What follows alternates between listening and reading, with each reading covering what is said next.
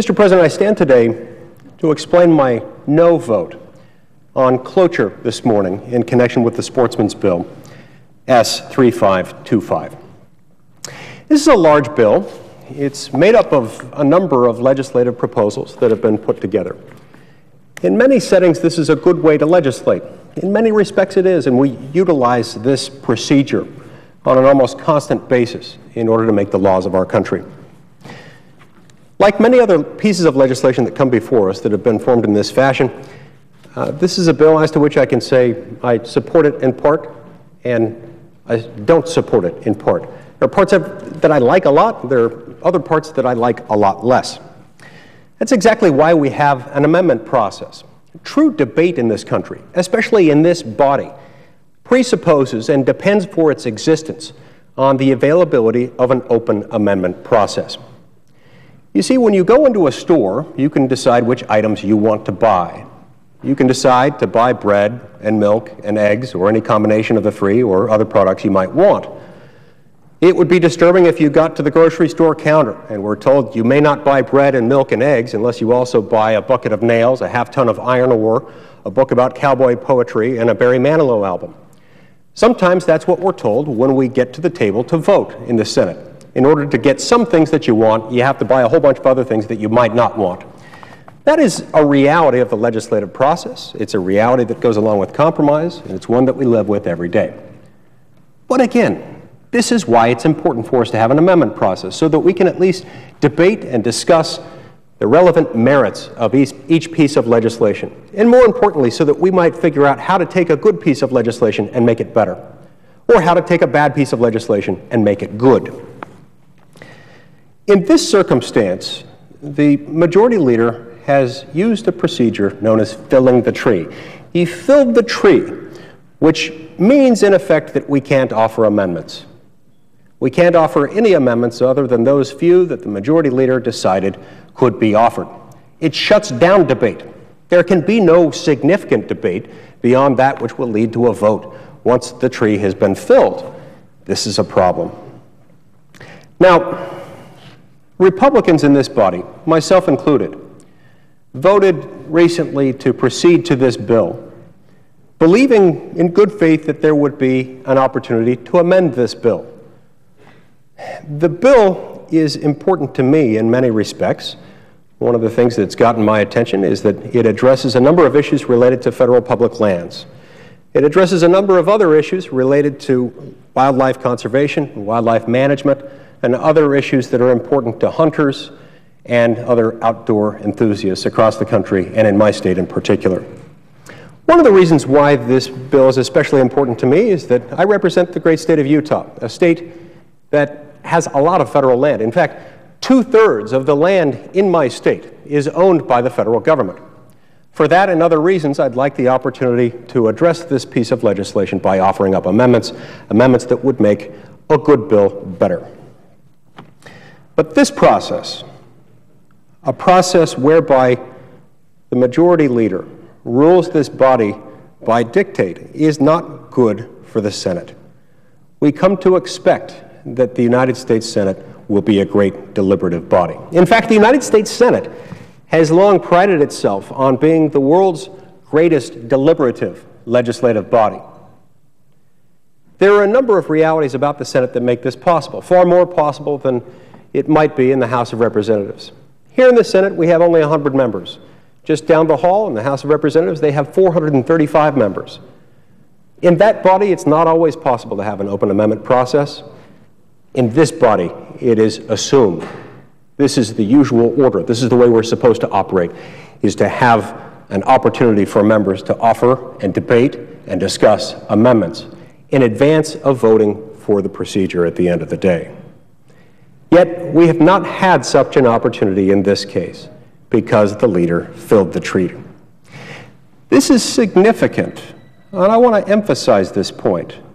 It is true, of course, that majority leaders from both political parties have utilized this procedure from time to time. For one reason or another, perhaps out of professed need to expedite the legislative process in certain instances.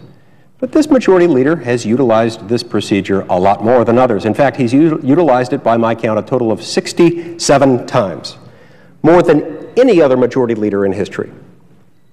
Why, I ask, has he done this? Why did he do it in this circumstance? Why has he done it in so many other circumstances throughout this Congress and throughout his service as majority leader? Is it because the Senate has demonstrated an inability to debate and discuss bills and amendments to bills in a reasonable, responsible manner? I don't think so. Let's point to a couple of examples. For example, the National Defense Authorization Act, which this body passed toward the end of last year, the NDAA of 2011. It passed out of this body overwhelmingly, notwithstanding the fact that there were a number of amendments introduced. I believe there were dozens of amendments that were introduced, debated, discussed, and ultimately voted upon. Another example involves the Farm Bill that was passed by this body earlier this year. If I'm not mistaken, we had over 70 amendments to that bill. I appreciated the majority leader's willingness in that circumstance to allow us to have a pretty open, robust debate and discussion and an open amendment process. We still passed the bill, even though we had to conduct a lot of debate and have a lot of discussion and have a lot of votes. But this, you see, is what makes this the greatest deliberative body in the world. This is what separates us from other legislative bodies around the country and throughout this planet. So it's not the case that the Senate simply isn't responsible enough to be able to handle something like an open amendment process, because it's demonstrated its ability to do so time and time and time again.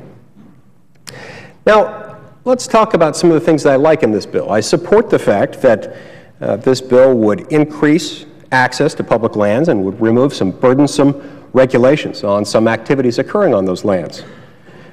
On the other hand, I am not as wild about the fact that this bill devotes $6.5 million on neotropical migratory birds, on a program that would require 75% of those funds to be spent outside the United States.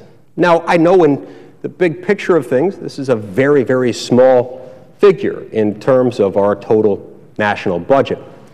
Nevertheless, this is a lot of money. It's a lot of money to hardworking Americans who are paying their taxes in order to fund programs like this. We ought at least to have an opportunity to debate and discuss amendments so that Americans can feel like their money is being spent in the United States for causes that are important to Americans and not on birds outside the United States. Other senators have other differences with the bill, other concerns. I agree with some of those concerns. I disagree with others.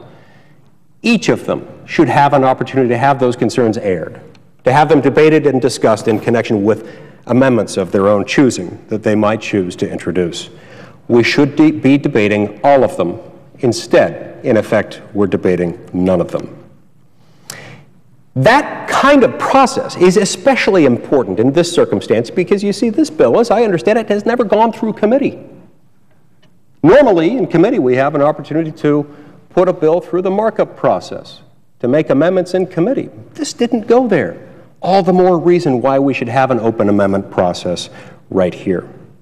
So I have introduced several amendments. I'll refer to just a few of them. One of them would involve a proposal to not spend money that we don't have in order to support the conservation of multinational species, $150 million over 5 years. In other words, it's one thing to spend money on habitat preservation and species rehabilitation for species that actually exist in the United States. It's another thing to spend a lot of money on species outside the United States, on creatures that have never entered our borders and never will. That's something that I think Americans are concerned about, and it's something that I think we ought to have a chance to debate and discuss as long as we are debating and discussing and voting on this legislation. I have another piece of legislation that would require state legislative approval for any new federal land designations.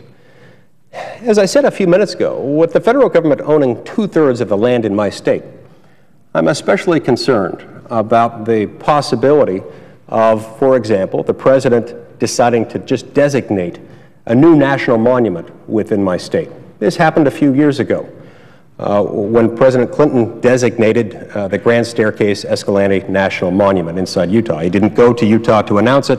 He went to Arizona to announce it. This is beautiful land, it's beautiful territory, but all of this was accomplished by the stroke of the pen for one chief executive, without any opportunity for input from Utah, from its 3 million residents, from its elected officials. And I think that any time the federal government takes this kind of action that will have a profound impact on the state, on its sovereign rights, on its ability to raise revenue, on its ability to encourage and promote economic activity within its boundaries, there ought to be input, there ought to be approval from the state legislature. I have an amendment that would address this concern. I have another amendment that would offer certain federal lands for disposal by a competitive sale process. We have an enormous amount of land in this country. Some of it is being put to good use. Other land is being set aside because of its wilderness characteristics. Other land still is just sitting there not doing anything. I think some of that land could be sold, and some of that money could be used to fund our programs that are cash-strapped, along with everything else in this country right now. These and other amendments need to receive consideration. I'm not saying that every one of them has to pass in order for this legislation to proceed, but every one of them ought to be discussed. Every one of them ought to be debated. The American people should have an opportunity to have their input through their own elected U.S. senators. I would deeply regret it if this were somehow an indication that our majority leader intends to operate the Senate this way, not only throughout the duration of this Congress, but into the next Congress as well. I want to be clear that I have great respect and admiration for our majority leader. I've known him for most of my life, since I was 11 years old, in fact. I consider him a friend. I ask him, I implore him as my friend, to reconsider this practice of filling the tree and thereby forestalling the introduction of amendments. We need an open amendment process. Our status as the world's greatest deliberative legislative body requires nothing less. Thank you, Mr. President. Mr. President, I note the absence of a quorum.